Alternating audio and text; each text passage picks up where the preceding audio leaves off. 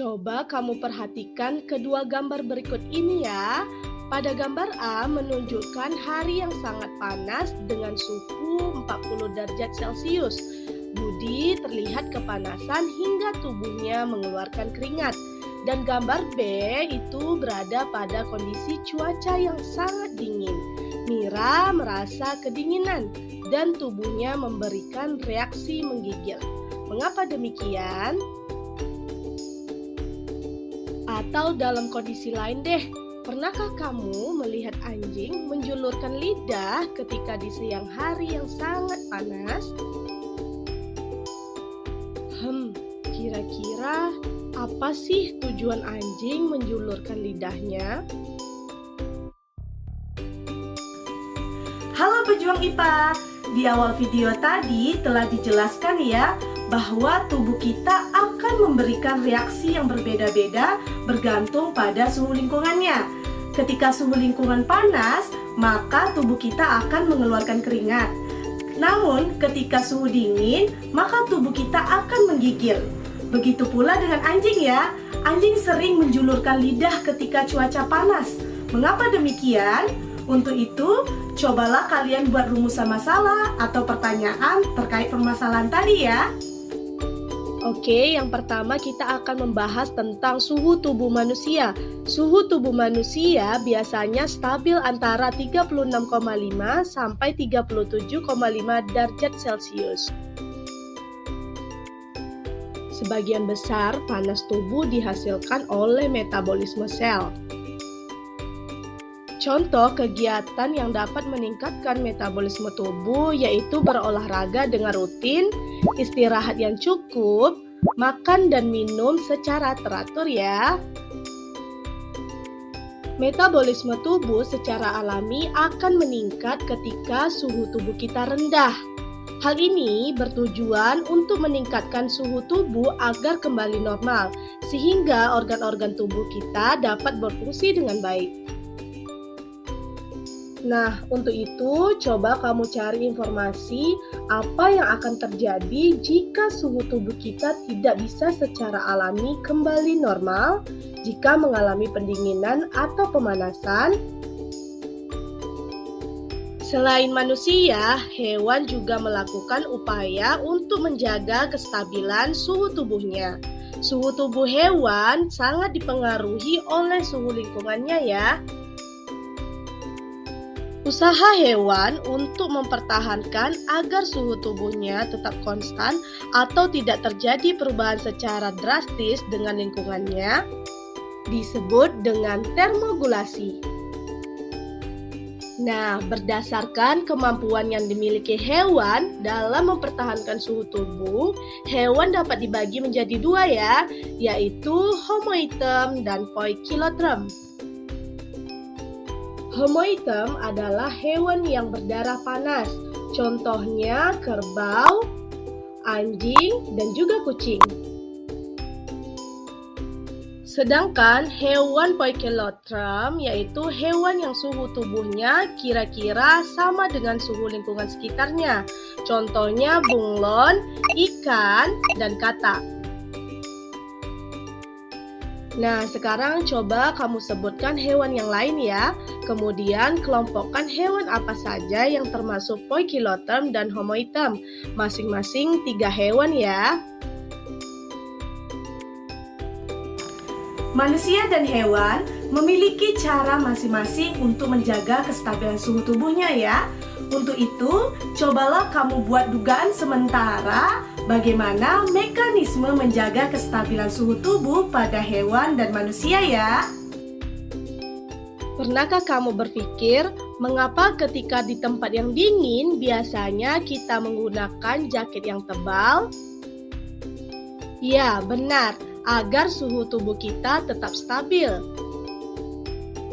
Jadi sebenarnya mekanisme pengaturan suhu tubuh manusia itu terdiri atas 2 macam ya. Ada mekanisme tingkah laku dan mekanisme fisiologis.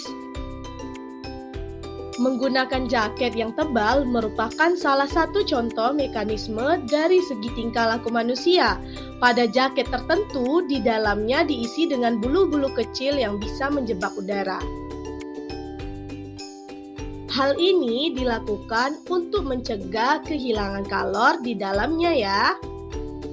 Selain tingkah laku seperti ini, coba deh kamu berikan contoh yang lain yang sering dilakukan manusia untuk menjaga suhu tubuhnya agar tetap stabil ketika cuaca dingin ataupun panas.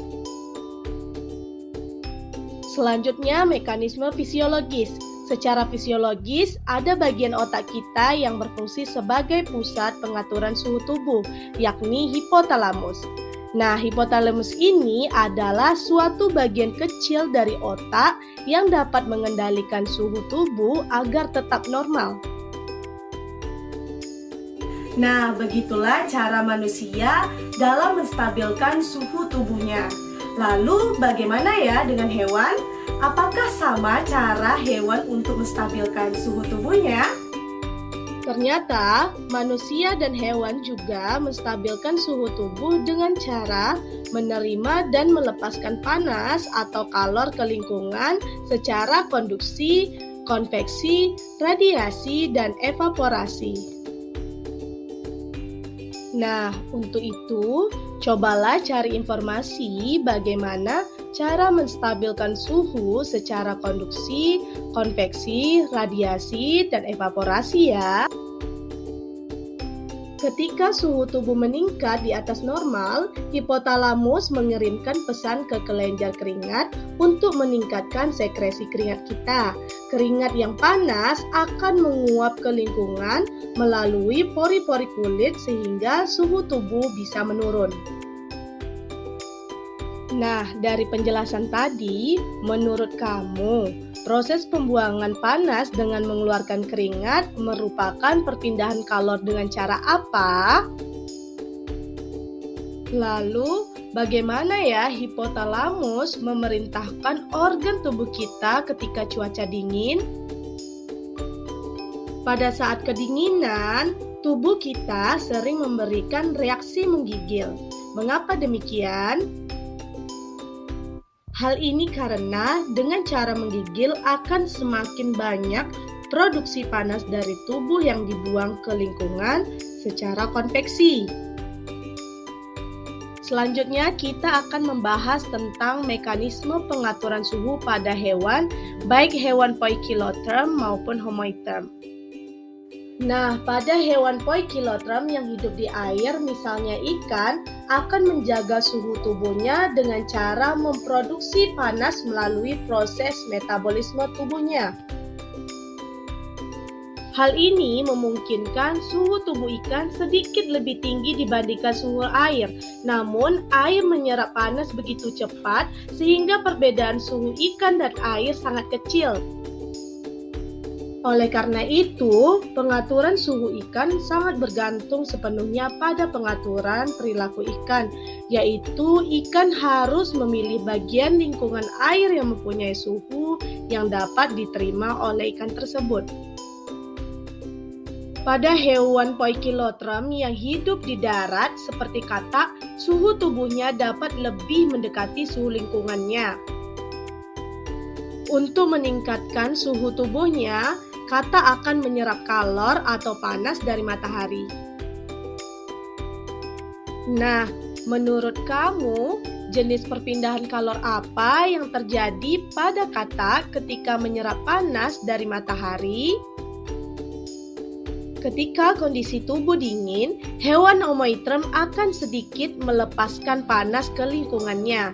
Sedangkan ketika panas, hewan homoiterm akan mengurangi aktivitasnya, sehingga keringat yang keluar juga berkurang. Nah, anjing juga merupakan salah satu hewan homoiterm. Ketika cuaca panas, anjing juga mengeluarkan keringat loh, tetapi melalui telapak kakinya. Namun, berkeringat melalui telapak kaki tentu saja tidak cukup untuk menurunkan suhu tubuh anjing. Oleh karena itu, anjing sering menjulurkan lidahnya ketika cuaca panas.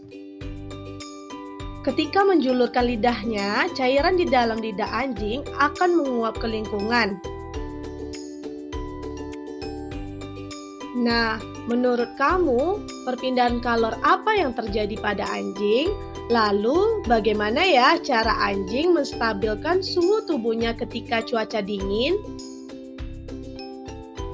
Baik hewan Poikilotherium maupun Homoeotrum memiliki perbedaan cara dalam melakukan pengaturan suhu tubuhnya. Bahkan jenis perpindahan kalornya pun berbeda-beda ya. Setelah kalian memahami materinya, lalu buatlah kesimpulan bagaimana sebenarnya mekanisme menjaga kestabilan suhu tubuh pada manusia dan hewan ya. Nah, demikianlah pembelajaran kita pada hari ini tentang mekanisme menjaga kestabilan suhu pada manusia dan hewan. Sampai jumpa, tetap semangat ya!